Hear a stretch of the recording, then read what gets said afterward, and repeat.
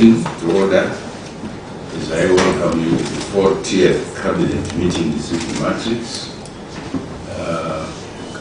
We have with us a team, headed ministerial team headed by the Honorable Minister Chamba, who as usual chairs the briefing. So without much ado, it's my pleasure to call upon the Honorable Minister, Chair of the Ministerial Briefing, to take us through the briefing.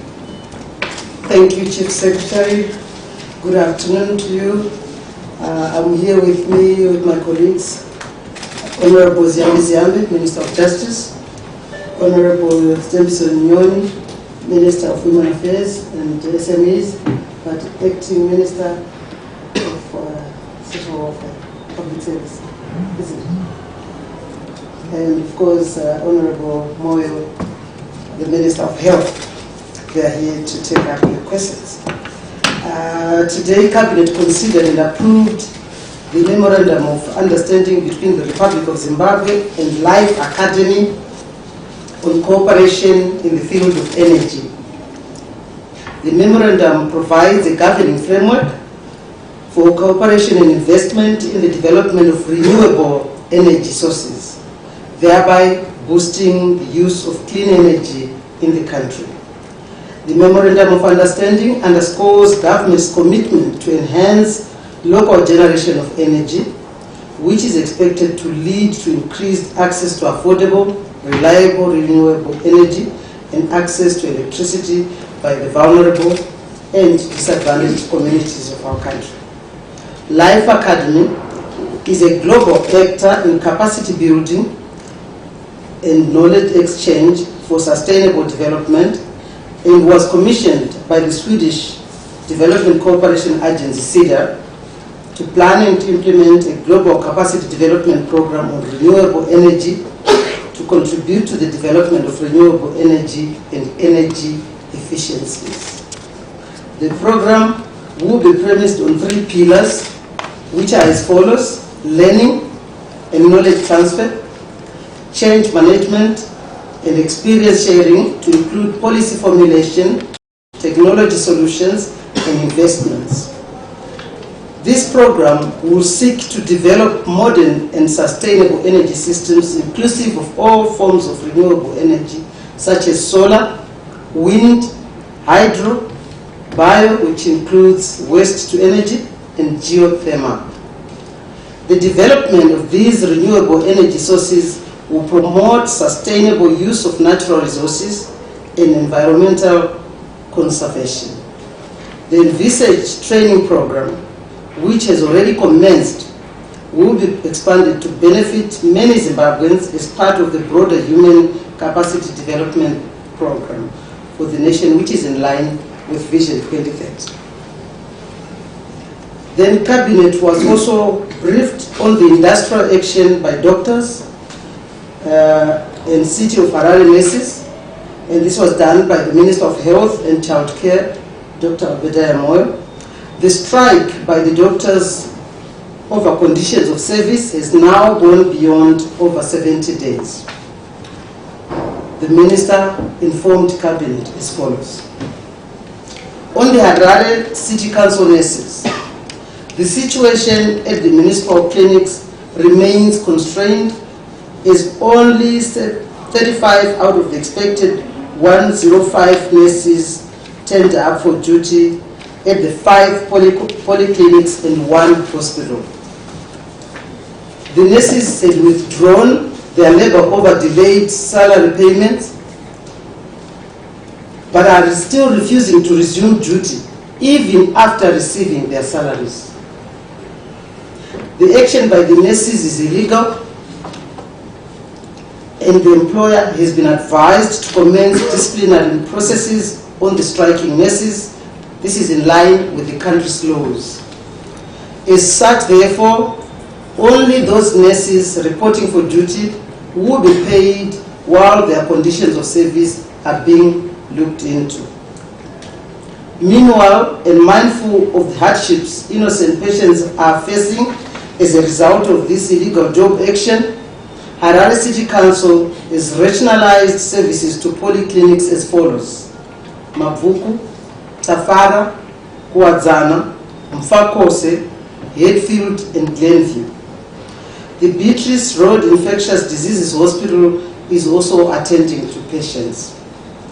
Cabinet is concerned about doctors and pharmacies that are demanding payment for their services as well as for medicines in United States dollars. This practice is illegal and should be stopped forthwith. Those unwilling to comply with the laws of the laws of the country risk a withdrawal of their licenses. Under the Ministry of Health and Childcare Hospital doctors, a total of 322 disciplinary cases have so far been heard, and the 286 doctors were found guilty and have been discharged. A further 93 doctors from central hospitals and 55 from provincial hospitals will have their disciplinary hearings concluded by the 15th November and 27th November 2019, respectively. Up to now, this week, a total of 75 doctors were therefore dismissed. Government is still committed to dialogue with the striking doctors, and a meeting has been scheduled for Thursday, 14th November 2019. Government is working flat out to ensure availability of resources in the health institutions, as well as improve the conditions of service for all health personnel. In particular, the provision of institutional accommodation is being pursued in order to alleviate the challenges that affect service delivery in the short, medium to long term. Government is also taking firm steps to ensure the engagement of nurses who have hitherto been unemployed and to expedite recruitment of personnel for training as health practitioners. That is for the striking doctors and nurses. The Cabinet also considered and approved the National Prosecuting Authority Amendment Bill 2019, which the Minister of Justice, Legal and Parliamentary Affairs presented. The proposed amendments are primarily aimed at improving the operations of the National Prosecuting Authority and revamping its governance structures. The amendments will thus pave way for the creation of the National Prosecuting Authority Board, headed by a chairperson appointed by His Excellency the President. The Prosecutors General shall be the Deputy Chair. The Deputy Chairperson shall be thus free to devote more time to the prosecution duties relating to his office. The Chairperson and the Deputy Chairperson shall be of different genders. The National Director of Prosecutions shall become the Deputy Prosecutor General, while a Secretary will be appointed to serve on that board. The other members of the board shall be a Commissioner of the Civil Service Commission, appointed by the Chairperson of the Civil Service Commission, and 5 members will be appointed by the President after consultation with the Minister of Justice, Legal and Parliamentary Affairs. To ensure consistency in the country's laws, Section 7 of the Criminal Procedure and Evidence Act shall be amended in accordance with the amendments to the National Prosecuting Authority Act. Once enacted into a law, the National Prosecuting Authority Amendment Bill 2019 will make the authority more effective and efficient in carrying out its constitutional mandate as part of the reforms being undertaken by the Second Republic. Cabinet also received a report on the country's power supply situation. This was given by the Minister of Energy and Power Development, Honorable Chas. Cabinet remains seized with the current power outages that are adversely impacting on production across all sectors of the economy. Of major concern is the vandalism that is being perpetrated by unruly elements on electricity transmission and distribution infrastructure. Measures to curtail this trend, which is tantamount to sabotage, are being instituted. investors are being invited to participate in the development of alternative technologies intended to minimize the acts of vandalism and theft of essential equipment. Cabinet further wishes to inform the nation that the fault which occurred around midnight on 11th November, that's yesterday, has since been attended to successfully, resulting in the restoration of expected power supplies early morning today. As the country's power generation capacity faces challenges, mainly as a result of the drought that has adversely affected the main hydroelectric power station at Kariba, power augmentation projects are being implemented countrywide. That is for the country's power supply situation. We also received a report on the Toko Mukosi national programs and projects. The Minister of Women Affairs, Community, Small and Medium Enterprises Development briefed Cabinet on the projects and that government is approved for women under the Tugwi Mukosi Development Initiative. The ministry has managed to register a total of 241 fishery cooperatives as follows. In Chiwi District, 128 cooperatives. In Cherezi District, 20 cooperatives. In Mashingo District, 69 cooperatives. And in Menezi District, 16 cooperatives. Cabinet is further informed that a total of 45 women farmers have so far been assisted and referred to the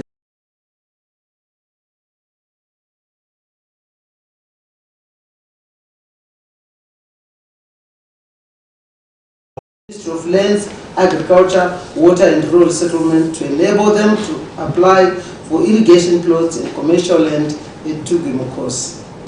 It is expected that the empowerment of women will soon make a significant contribution to household and national food security. That brings us to the end of today's cabinet briefing. I thank you. Thank you very much, Honorable Chair. It comes to the time we are going to give to members of the media to pose any questions to the briefing team. Yes, please, your name and organization. My name is Kay from Takamba. I wanted to ask that have we not as a country already done so much research on the solar, on the clean energy, that we have to keep doing it? And how much is it going to cost the country for the research? Okay. And you are from which? Yeah, can you? Yes. Repeat the question. Can you repeat the question? Your name and the institution again, so that they take programs. And they repeat the question. My name is Kay. Kay from Kafamba. Kafamba. Yes. Yes, Kay. My question is, how much more research are we going to do as a country, and how much is it going to cost the country? Okay, thank you very much. Yes, yes, yourself and you after. Yes. My name is Rameda Muli. My question is direct to the Honorable Minister of Justice, the Complementary Affairs, with respect to LPA Amendment 2 that the Honorable Chair made reference to. The question is what are the anomalies that might have been observed that so in the PG no longer chairing the NPA, and related to that, what are the essential elements of the bill, and still related to that, why removing the requirement in the appointment of the chair of PG, the requirement of going through Parliament in making the appointment. Maybe the last one, related to that, is from the briefing, why conferring the powers of appointment? They seem to be the President seems to have been conferred with the unilateral powers to make those that appointments. What was the justification? Okay. Yes, please. Okay, my name is Mujita Tenda and I'm a freelancer. My question is directed to the Honorable Minister of Health. In relation to the strike, there have been reports that the British government has facilitated, the relaxation of strict measures in terms of visas and, acceptance of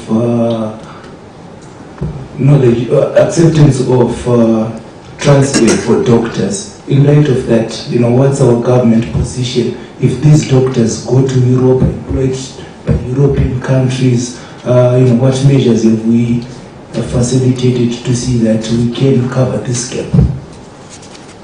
Okay. Okay. Yes, please. My name is Blessed Mutanga.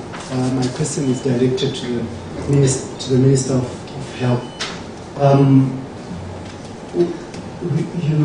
You've indicated that around 280 something doctors have already been fired, and now it seems that you're also encouraging City Council to fire nurses who are striking because they were striking because council had failed to pay their salaries on time. What is the punishment to the employer for failing to pay salaries on time? And what is the punishment of the employer for failing to ensure that its workers have are paid a livable wage? Because it seems that when the workers complain, you punish them. And you also stated that government is committed to have dialogue. Who are you committed to have dialogue with? Those you have fired or those who are yet to be fired?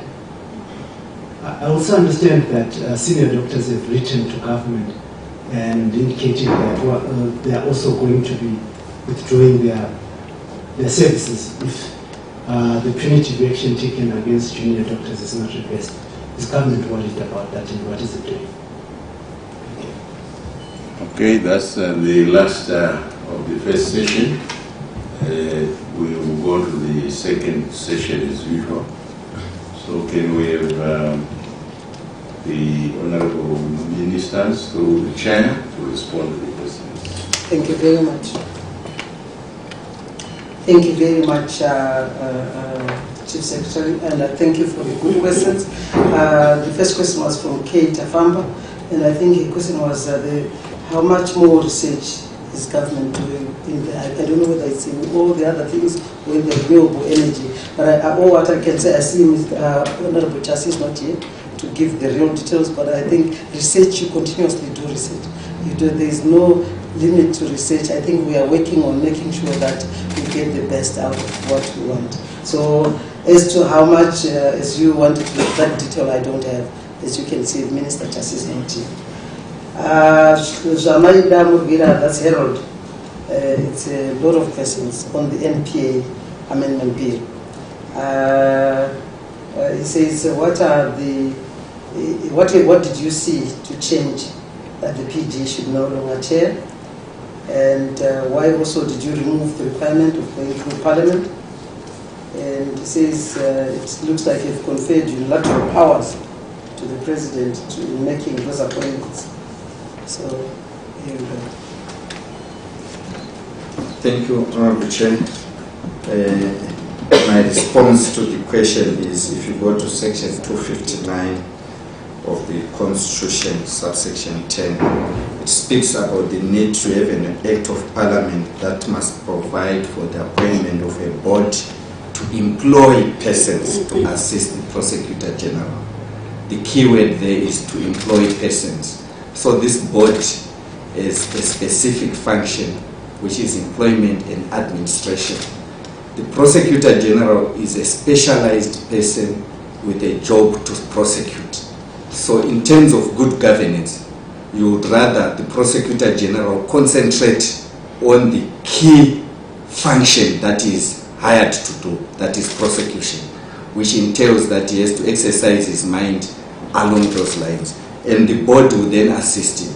So it's good governance to separate the chair of the board and the Prosecutor General, and so that the Prosecutor General is freed and he has time to do the prosecution well. And your other question was, why did we remove the requirement of going through Parliament?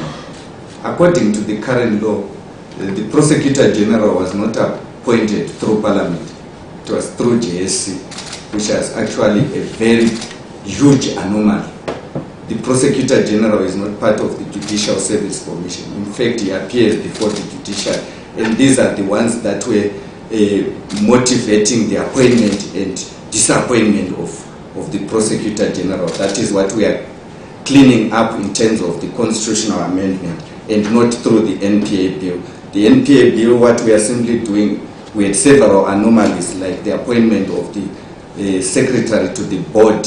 The secretary to the board was the accounting officer, but he or she was reporting to the secretary, the permanent secretary to the Minister of Justice. Yet this is an independent commission, and there was an anomaly.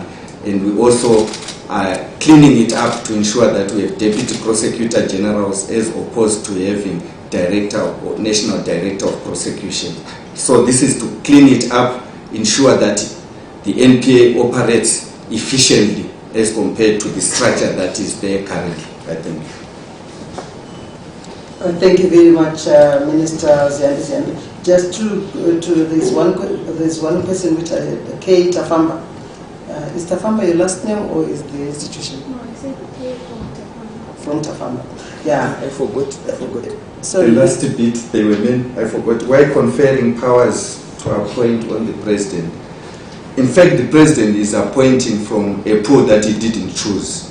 If you go through the bill, the Minister of Finance has got an input, the Chairman of Public Service, the Minister of Justice. So there is, from those, that's where the president is getting the chairman. And this is a critical board that we need the head of state to also ensure that we have a proper person being appointed, the chairman of the board. I just wanted to answer the question which J.K. wanted to know. This, if in regards to this memorandum of understanding between the Republic of Zimbabwe and Life Academy on cooperation in the field of energy, there is no payment. The government is not paying for this. Let me go on to the next question, which was from J. Tatenda. This is directed to you, Minister of Health, in relation to what has come out that the British government is a relaxed visa for doctors. And what is the government's position? How are we going to cover the gaps? Yes, thank you very much for that question. We must take note that the British have always been advertising for posts to recruit, people from overseas. It's a continuous process. So the industrial action, incapacitation, whatever you might call it, just merely coincides, with an ongoing practice of the British government. You find that they were concentrating on nurses at one time, on doctors.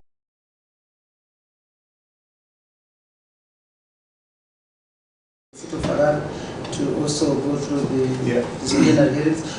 And he went on to ask what is the punishment on employers who fail to pay workers on time and fail to give their livable wage. Yes, the laws, the labor laws in Zimbabwe are standard. They arise from one act. So if you are an employee and you go against the law, you shall be treated in the same manner. And as previously indicated, there has to be a show cause in the first place.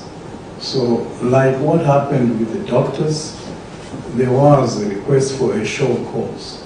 And this went through the Labour Court, who then came up with a ruling that the strike industrial action was unlawful, and then moved to describe the various scenarios that had to be carried out. Like, for instance, after 48 hours, the doctor was supposed to come back to work, and if they didn't come back to work, disciplinary action would be taken.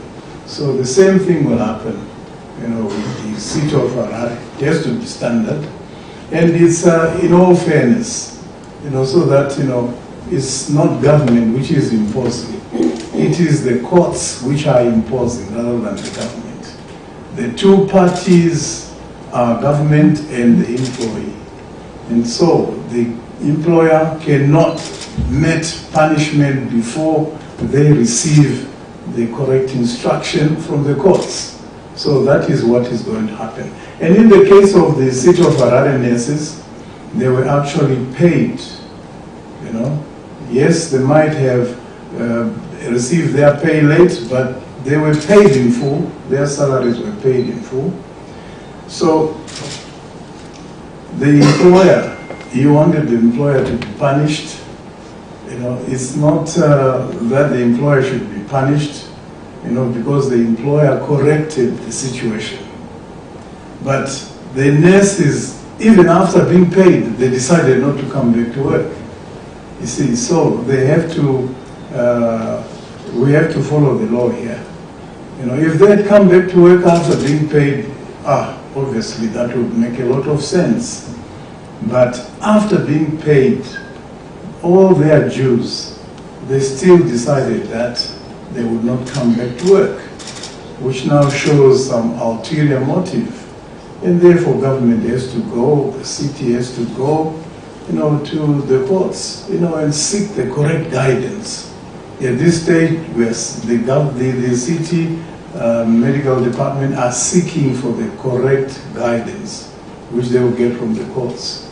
And it has to be a standard outcome, so that no one will be able to complain.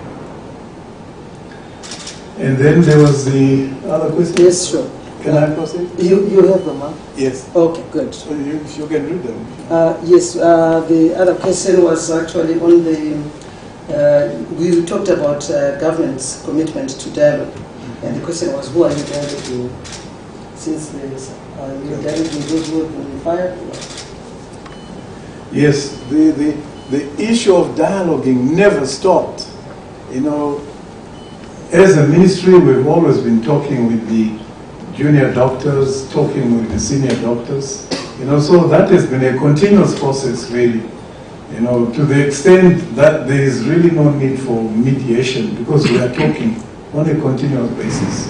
The other time I had the junior doctors, they came to my office, we made each other see the reality, that there is no money.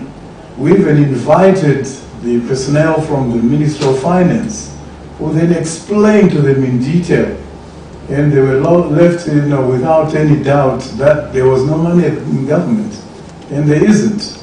And government tried its best, to raise the funding. The remuneration from 30% went to 60%, still complained, and it went to 100%. And I personally spent about 3-4 hours sitting with the people from finance, also trying to convince them, and we realized that there is no money. So what was done was the best that could be done by Treasury and government. Until we said, come back to work, and we'll discuss while we're at work and see whether we can be able to improve while you're at work. So the issue of incapacitation came in, but we have some doctors who are staying within the institutions in the vicinity of the hospitals, and they still felt that they were incapacitated to walk to their place of employment. So it makes it very difficult. So we continue dialoguing, we continue making each other aware, we continue having exchanges in order to come up with solutions. That is the correct way. So we don't want to hear the statements that there is no dialogue. There is dialogue on a continuous basis. When someone has done something wrong, if you are fired because you've done something wrong, that is the health services board. That is their mandate. They have to do that. They have to follow that process. They are following the legal process as directed by the courts, and we cannot stop them from doing that. Otherwise, there will be no rule of law. We want to make sure that the rule of law prevails, and everybody, there is no one who is above the law. Everyone has to sing to the law. So we are saying we shall continue talking with the doctors, and there is a meeting which is set. We want to be able to talk, and be able to make each other clever and sharpen each other's brains to do the correct thing. That is what is very necessary. So it's going to be a meeting with the consultants, and we've also said the junior doctors can also come. There's no way that my door is closed. As the Minister of Health, our doors are open. We shall continue dialoguing. We shall never refuse dialoguing, because out of the dialoguing, we will be able to make sure that we are all on the same plate and talking from the same plate. That is what is necessary. I thank you. Thank you, Minister. I think you have just answered the last question in a way that you continue dialoguing, because his last question was actually, there's a rumor that the senior doctors will also be stopping giving their services in solidarity with those who have been punished. They're saying if corrective action is not reversed, we will also stop giving services. Yes, all that will be sorted out. When people are talking, that is the best I can put it. People have to talk, and we will never say no to talking to each other to find solutions. We have to talk to find solutions. But when it comes to the law has to take its course. Nobody can stop the law from taking its course. So we want to see these issues, the issue of the law being followed by the Health Services Board, and the issue of the ministry dialoguing, with the employees as two parallel issues. I will not say don't come to discuss with us because you've been fired by the Health Services Board. No.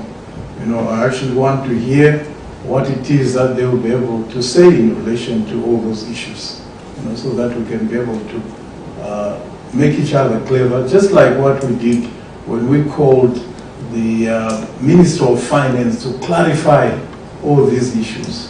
Why is the Minister of Finance not paying us? We know that government has got money, but in the meantime, government has got no money. And this was clarified and made very clear, to everyone by the Minister of Finance. Thank you. Thank you, Minister of Health. Chief Secretary, we can have the last round. Thank you very much. Let's come to the last round. I recognize the one on the left. Okay, thank you so much. No, not repeating. Thank you so much. My name is Leopold Mnende from newszimbabwe.com. Honorable Ministers, the situation is not getting any better. What measures are you doing to cover the gap created by the firing of 286 doctors? And then what action is government taking to lessen the pressure on private institutions? Are we not going to fire everyone? The situation is not getting better. The Honorable Minister of Adamo just spoke of senior doctors threatening to join their juniors. Are we not going to get into a situation where we fire everyone and then we have to treat each other as journalists? Are you a doctor? And then the Honorable Minister of Adamo said he's meeting doctors on Thursday, the fired ones or those at work. And then if you were to get sick, Honorable Minister Obadiah or Honorable Minister Monica Mshangwa, would you go to Paranyata today? Thank you. Okay, any second one? Yes. One at the back and the other. My name is Theophilus Chuma from ZBC. Honorable Minister Moyo, shows that crunch meeting that you have scheduled failed to achieve its desired objectives. Probably you want a clarification on the alternative, just as a follow-up to my colleague's question. And then the other one goes to the Minister of Justice. You have been on record. You have been on record stating that you will prioritize. You are going to be prioritizing property rights and the rule of law, just to ensure that there is a conducive business environment that attracts investments. One of the laws that we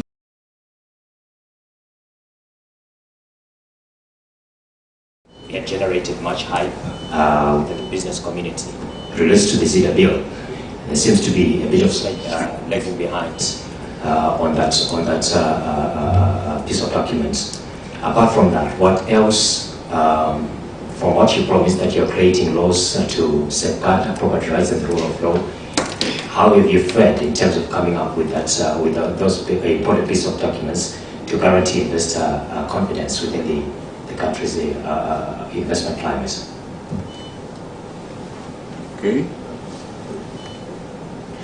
Hey, I'm Rita Kawira, also from ZBC. You've been talking about issues of drought affecting, mainly we're talking about the energy sector. We're looking at issues to do with agriculture, and we're also looking at how this has affected our wildlife and aggravating human and wildlife conflict.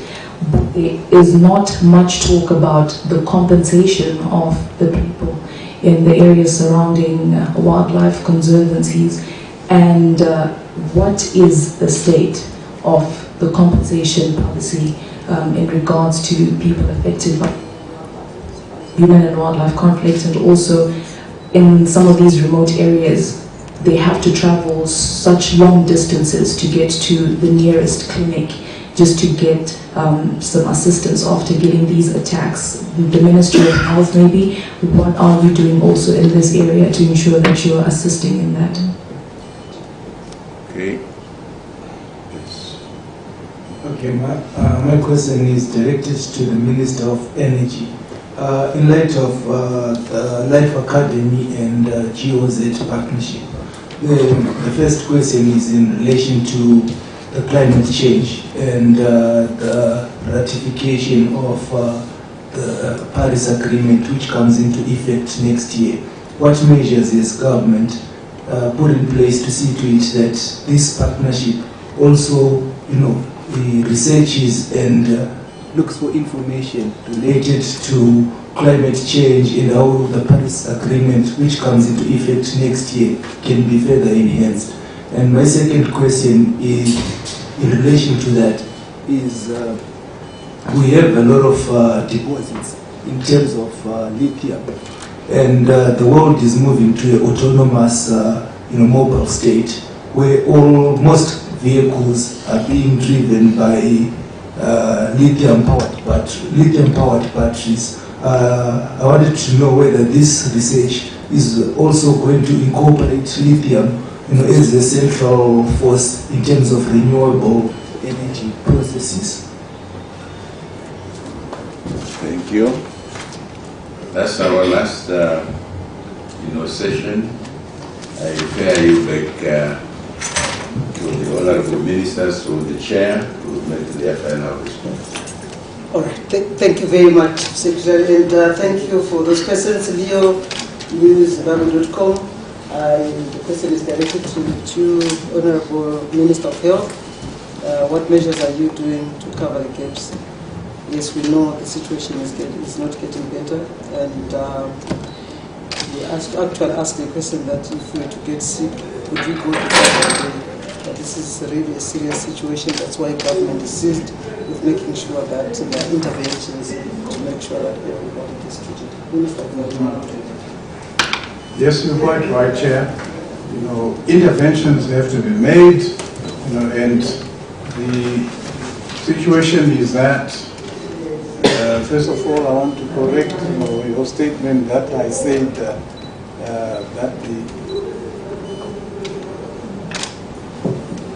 it was from the journalists who say that we hear that the senior doctors, want to down their tools. I said I'm more interested in meeting them and talking with them as they have requested, and we shall not stop that. That was my response. Secondly, I want to point out that yes, the situation is constrained. Nobody can deny that. Naturally, this is what has happened as a result of the withdrawal of labor. You see, and government has said come back to work, and people haven't come back to work. So it's not a blame game either, right? We don't want to create a blame game. That's why I'm saying we should meet and discuss. We're in a position to meet. We'll never close our doors, to our doctors to discuss with them. And at the same time, we have made sure, that there are emergency systems in place at all our central hospitals. The clinical officers, the clinical directors, the CEOs, are instructed to ensure that they can be able to provide a certain amount of emergency cover. So this is what is happening at the institutions. I personally had some meetings with some consultants, who also indicated that they would be providing emergency services. And we've said for whoever comes to work to provide a service, they will be paid for it. Right? So whoever comes to work shall get remuneration. But if you stay out of work, you will not be paid. It's simple logic. So we have those who are covering emergencies. Yes, they cannot handle as many patients as they would normally do in a normal situation. Because this will be coming mostly from the senior doctors, who would also need assistance, from the junior doctors. So, yes, if there was an emergency and I had to go to Pari Hospital, I'm sure, some arrangement would be made, so that, a life is saved. That is what we have said. And that is what we want to see happening. People will have discussions, people will go asunder, but at the end of the day, you've got to be able to look after patients in the same manner that you were trained and not leave patients to die. And I had the clinic chief director telling me a story, similar to what you just asked. He went to Paranato Hospital. There was a child who needed attention from a pediatrician. They called the pediatrician, and the pediatrician came because it was an emergency. Therefore, that is what we want to see happening. So if people want to talk, we should be talking and doing what we also are trained to do. So we want to be able to meet at a forum where we'll be able to say, this is what has happened, this is how we're going to go about it, and we move forward. But the main issue is that we want to make sure that our population gets a service of some sort to save lives. And at the same time, private institutions, there are private institutions which are licensed by the Ministry of Health, and would expect them not to refuse to assist anyone. This is where, we will see the goodwill coming out of the private institutions. If someone arrived at Avenues Clinic and they are not well, we would expect Avenues Clinic to be able to give them some assistance and be able to realize that there has to be empathy in a situation that we are in. So we will actually be grateful to see that creation of that public-private arrangement, anyone who can be able to assist anyone in Zimbabwe when they are ill becomes relevant. So that's what the story is. Those are the alternatives that we have. And I think, Madam Chair, let me just stop there for now. Thank you very much. I just wanted to say, Theophilus Chuma, I'm sure you've been answered, because Theophilus Chuma wanted to know, the previous meeting didn't actually bring the intended results. What is that you are hoping to achieve with the meeting which you have scheduled in for the 14th November? I hope that was the question, isn't it? Was Yes. Yes, thank you very much. When you go into a meeting, you're going into a meeting to see what the general feeling is all about. People will then come up with their points, and the points will be taken into consideration. That is the way to go. Naturally, they also want to hear from us and what it is that we have up our sleeve. So we only have to meet, discuss, and move forward. The last meeting, yes, the last meeting was good, because everybody got to know exactly what the situation is. And they got to know that Treasury does not have any funds to remunerate everyone according to their wishes. So it was a fruitful meeting, and it was a no-holds-barred meeting. Everybody said exactly how they felt, and we are free to listen. We will not intimidate anyone. We will not victimize anyone. Everybody is free to say what they want to say. Because that was the other issue of victimization. Nobody will be victimized. The law will be the law, running parallel. And the law will not victimize because it's legal. Once it's legal and it's following the law, it does not become victimization. And that is the very reason why we went to the courts, to be able to get that legal guidance. There was sorry, I think someone had Takawira something, I can't remember exactly. I think this was, Rumbi was talking about compensation of people, human-wildlife conflict. But this is something which we didn't discuss in Cabinet today. But it's a very good question. And I think it will be good to discuss that with our Minister of Tourism and Environment, Honorable Kyofu. And I'm sure you as the Minister of Health, you obviously be there to support everyone who needs health services. Let's move on to the last question. And I don't know, in fact, Theophilus Chuma. Sorry, there's one point I wanted to There's one point. Okay. I've always said we appreciate the doctors who are providing emergency services.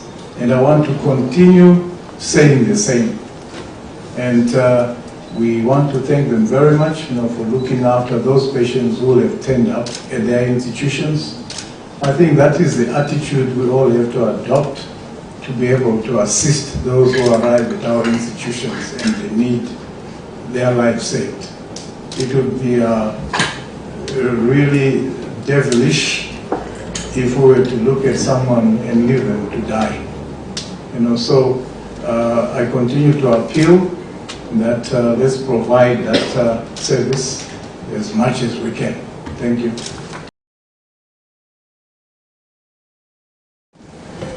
Thank you very much, Minister. Then I turn to you, Minister Ziambe. Maybe you can tackle the issue of ZW lagging behind.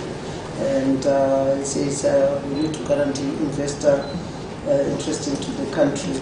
So what is going on? Why is it taking that long? And after that, the last question is on the Life Academy agreement memorandum.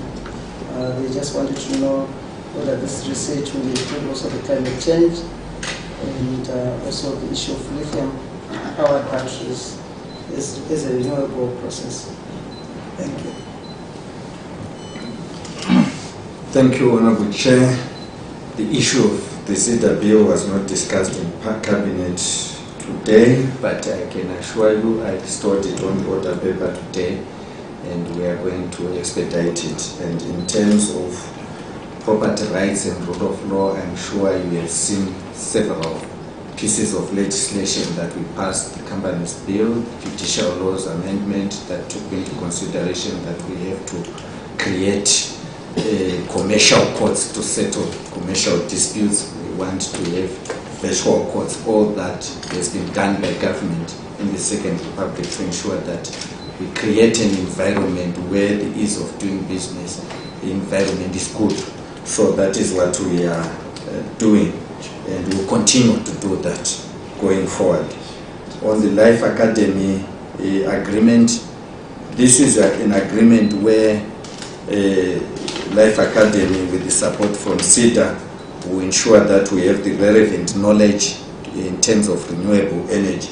So if in their training, I presume, if issues of climate change, because they are central to the use of renewable energy, come into play, maybe perhaps they will be discussed. But the essence of the agreement was Zimbabwe is going to benefit from Life Academy in terms of the grant that we are going to get in training our people from the Ministry of Energy and Power Development in terms of renewable energy. That's all I can say. Thank you very much. Just before I come to you, Chief Secretary, I want to give the Minister of Health, I would like to give more of the government interventions to make sure that we deal with the issues of the doctors. Minister of Health. Yes, thank you very much, Chair, Madam Chair. We realize, the other issues, after you say what it is that is going to be discussed, the other issues which the doctors and the health workers are saying is that the environment that they are working in is not conducive. So government has taken the initiative to actually make the environment conducive by ensuring that we order more medicines, right? So there's more medicines which have been ordered. As we speak right now, there are several tenders, which have been running and they've now matured, and we should be able to receive medicines coming into our institutions. At the same time, we're also looking at another tender for equipment. So government has allocated money to be able to replenish our stocks. Right now, there's surgical sundries, which have been gotten, and at the same time, there's also some products which have come from the United Arab Emirates, which are going to be assisting us, medicines and so forth and so forth. Government has also taken the initiative to ensure that accommodation is made available for the trainee doctors, so that we have most of them living within the institutions, in the vicinity of the institutions, so that they don't have to spend a lot of money, a lot of time coming from far to come to work. And at the same time, government is in the process of identifying accommodation, flats and things like that, which they will refurbish and make sure that they are comfortable for the junior doctors to be able to live in. And transport will be provided. Zupco buses will be running from those flats going to the health institutions. And while they're at work, we have said that they will be given food for free. They will not buy any food when they are on duty. They will be given a meal and be able to work harder and provide a good service. So we are doing all this to make the life of the doctor, and the healthcare worker, much more easy while they're at work. The work conditions have to be appropriate. Gloves will be provided, face masks, you name it, all the surgical materials that are required, the antibiotics, and all the relevant equipment, the anesthetic machines, those have been gotten, ventilators. We have a team which arrived from India, and they're in the process of commissioning the equipment right now. They're going around all the health institutions, the central hospitals, and they are doing that and also giving training to those members of staff who are there. And also, we want to make sure that our service continues to blossom, and by the time we have a full complement of staff, we should be able to move forward without any problem. I thank you. Well, I would have to just thank you, my colleagues, thank you, honorable ministers, thank you, Chief Secretary, and thank you very much, and see you next Tuesday. On that note, let me also say thank you for coming, members of the media, and your presence, and the ministers indeed for your very sincere answers. I'm sure we're all educated as we live on this place. Until we meet again, we'll end today.